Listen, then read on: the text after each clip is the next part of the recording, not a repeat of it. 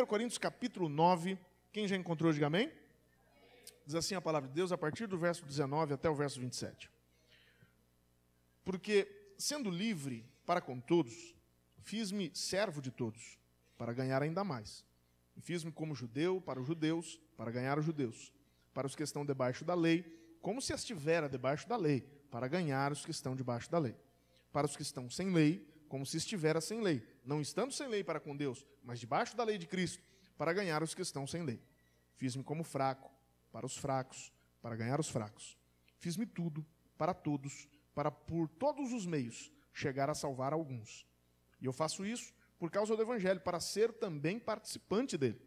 Não sabeis vós que os que correm no estádio, todos na verdade correm, mas um só leva o prêmio? Correi de tal maneira que o alcanceis. E todo aquele que luta, de tudo se abstém.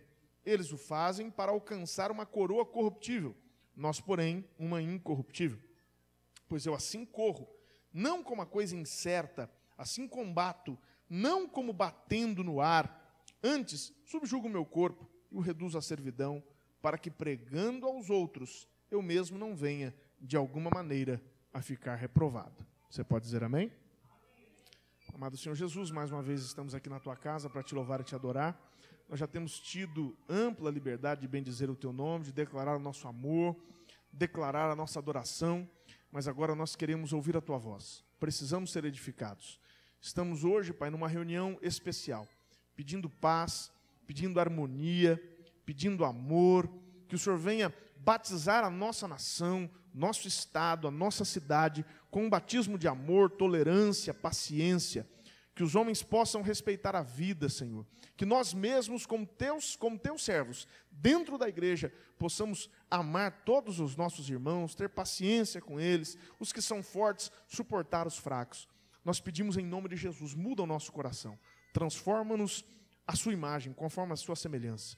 Tira de nós o pecado, a maldade, o ódio, o ressentimento, a mágoa, tudo aquilo que não vem de Ti, nós pedimos, faz uma limpeza no nosso ser.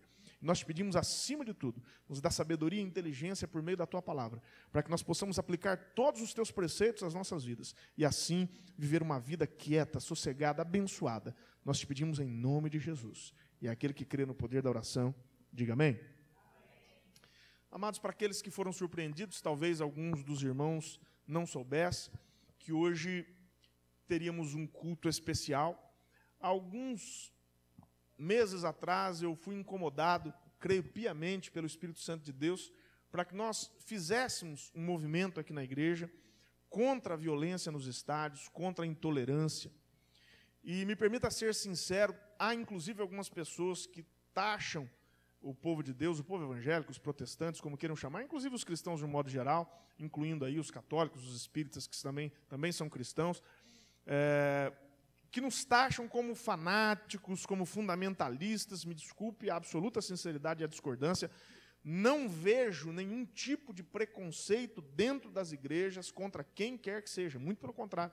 Se nós conhecemos o Evangelho, nós vamos entender que Jesus chocou os religiosos da época, ele chocou os fariseus, os saduceus, ele chocou o sinédrio, ele chocou os sacerdotes, ele chocou os levitas, porque justamente as pessoas que eram alijadas da sociedade, as pessoas que sofriam preconceito, as pessoas que eram esquecidas, as pessoas que eram banidas, eram justamente aquelas das quais ele se aproximava.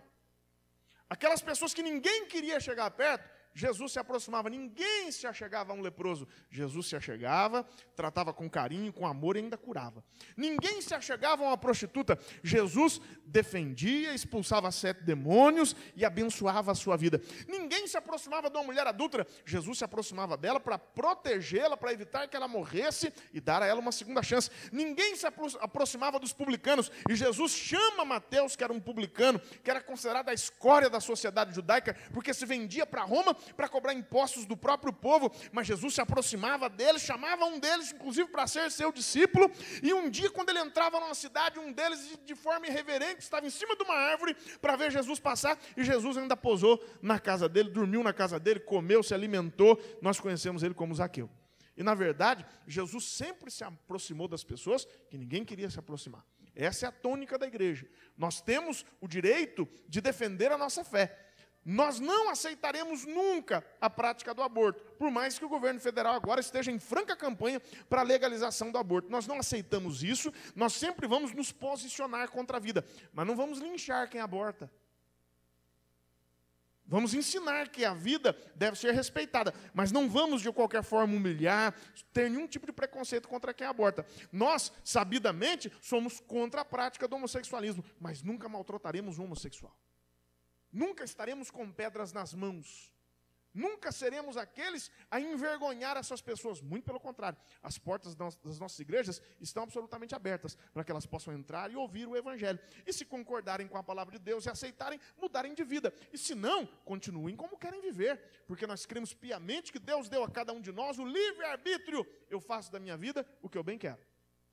Cada um faz da sua vida aquilo que bem quer. Obviamente há consequências, mas cada um escolhe o caminho que quer trilhar. Então, eu me senti bastante incomodado pelo Espírito Santo de Deus, para que nós começássemos pela questão esportiva, porque é da natureza do brasileiro, né? Quem aqui gosta de futebol? Por favor, olha. Quem aqui torce pelo seu time? Quem fica chateado quando o time perde? Quem fica feliz quando o time ganha? É bom, né? Está na nossa natureza. Inclusive, dizem que o brasileiro troca de esposa, troca de esposo, né? Mas de time não troca, né? Diz que vai até o fim da vida com o mesmo time. Mas, brincadeiras à parte, é da nossa cultura. Nós gostamos do esporte, nós gostamos do estádio. E eu tenho estado preocupado com o episódio de racismo que nós vimos ali no Sul, contra o goleiro Aranha do Santos. Eu tenho estado preocupado com relação às constantes brigas e violência que nós temos experimentado nos estádios. São paulinos morrendo, flamenguistas morrendo, vascaínos morrendo, corintianos morrendo, palmeirenses, santistas se digladiando, até brigas entre as mesmas torcidas. Parece que as pessoas estão cada vez mais violentas, cada vez mais intolerantes, cada vez as pessoas permitem menos a diversidade, e isso vai de encontro à palavra de Deus. E eu escolhi esse texto, vou ter que correr um pouco, porque as horas já se avançam, e eu não quero ser cansativo. Eu escolhi esse texto porque o apóstolo Paulo faz uma comparação fantástica, muito inteligente, com a nossa vida espiritual, comparando-a ao atleta, comparando o cristão ao atleta. Prova é que na maioria das Bíblias você vai ver lá o título desse texto, está lá, o atleta cristão. Diz a história, principalmente a história dos Hebreus, e até mesmo alguns livros apócrifos, que eu não vou citar aqui, que não estão no cânon sagrado, outras fontes de informação, que o apóstolo Paulo gostava muito de esportes. E ele faz comparação àqueles que corriam no estádio, né? Daí que vem a palavra estádio. Se você ler na Bíblia, Emaús distava de Jerusalém 60 estádios, é uma medida, 187 metros. Na verdade, toda a cidade grega tinha sua pista, é mais ou menos o tamanho de um quarteirão, né?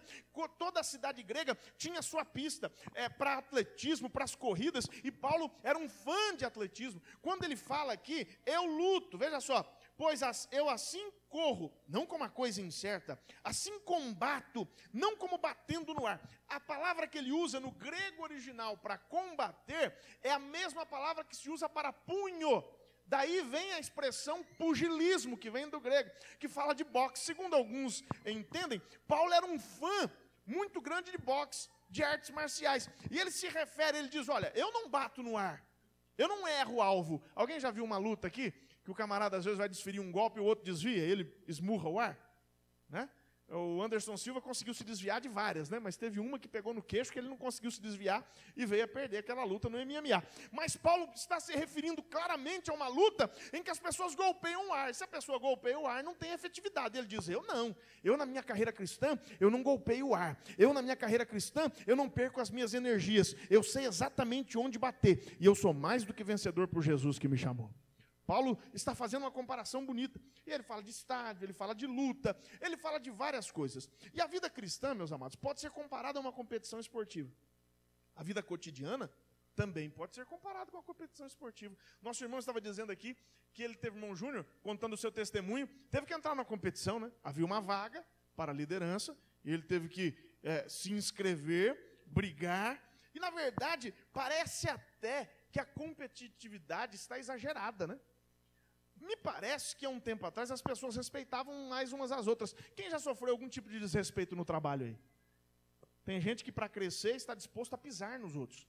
Há pessoas que, para obterem algum lucro, para obterem um crescimento dentro de uma corporação, dentro de uma empresa, estão dispostas a pisar nos outros, a passar por cima de quem quer que seja. Mas hoje eu estava assistindo pela televisão um programa esportivo que dava notícia do maior escândalo de doping, eu não sei se alguém aqui acompanhou, lá na Rússia.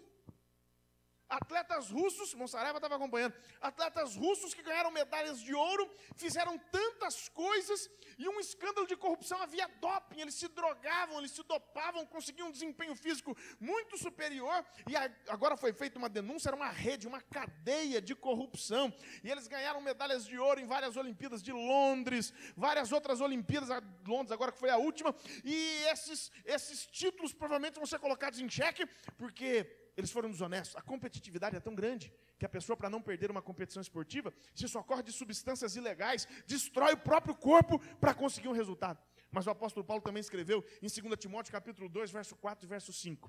Ninguém que milita, ninguém que guerreia, ninguém que compete, se embaraça com o negócio dessa vida, a fim de agradar aquele que alistou para a guerra. E ele fala no verso 5, e se alguém também milita, não é coroado, se não militar legitimamente. O que ele está dizendo? Se a pessoa não jogar conforme as regras, não recebe, não é coroado, não recebe o prêmio. E quantas pessoas estão burlando as regras? Nós vivemos num país que, infelizmente, as regras estão sendo burladas na vida pública. Homens que nós elegemos, mulheres que nós elegemos, mulheres que receberam um voto de confiança da nação brasileira, homens que receberam um voto de confiança da nação brasileira, têm roubado as nossas reservas, têm roubado o nosso dinheiro, têm descumprido toda a sorte de regras e normas, mas eu tenho uma notícia para você aqui hoje. Essas pessoas podem nos enganar, essas pessoas podem nos desrespeitar, essas pessoas podem explorar o fraco, elas podem fazer tudo o que elas estão fazendo, mas a Deus ninguém engana. Gálatas capítulo 6, verso 7, o mesmo apóstolo Paulo disse, de Deus ninguém zomba, o que o homem plantar, isso ele ceifará. O Deus a quem nós servimos é um Deus de justiça, e se ele é um Deus de justiça, pode adorá-lo nesta noite, porque ele fará justiça a esta nação, ele fará justiça aos que têm explorado o povo brasileiro, ele fará justiça, porque é uma igreja que clama por justiça. Você pode clamar nessa noite por justiça, dando glória a Deus e aleluia? Peça ao Senhor que venha agir na nossa nação, para que nós tenhamos uma vida melhor, uma vida justa. Agora, a diferença, amados, estou falando de competição esportiva, né? Às vezes até um exagero, né? Às vezes a violência no futebol, alguém que de alguma forma se precipita, acaba machucando alguém. A diferença é que em Cristo não há perdedores, como existem perdedores nas competições esportivas. Em Cristo, todos são vencedores. As pessoas, Paulo disse, olha, os que correm no estádio, todos correm, mas só um alcança. Só um alcança a coroa. Naquela época, eles não recebiam medalha, eles recebiam uma coroa de louros, né? Que eles colocavam de ramos de oliveira, às vezes, né? De árvores, até de carvalho. Eles recebiam uma coroa corruptível. Aquela coroa que eles usavam, em questão de alguns dias, murchava. Em questão de alguns dias não servia mais para nada, aquela glória que eles recebiam era absolutamente passageira. Mas a palavra de Deus nos diz que nós somos diferentes. Lá no estádio, um apenas leva a coroa.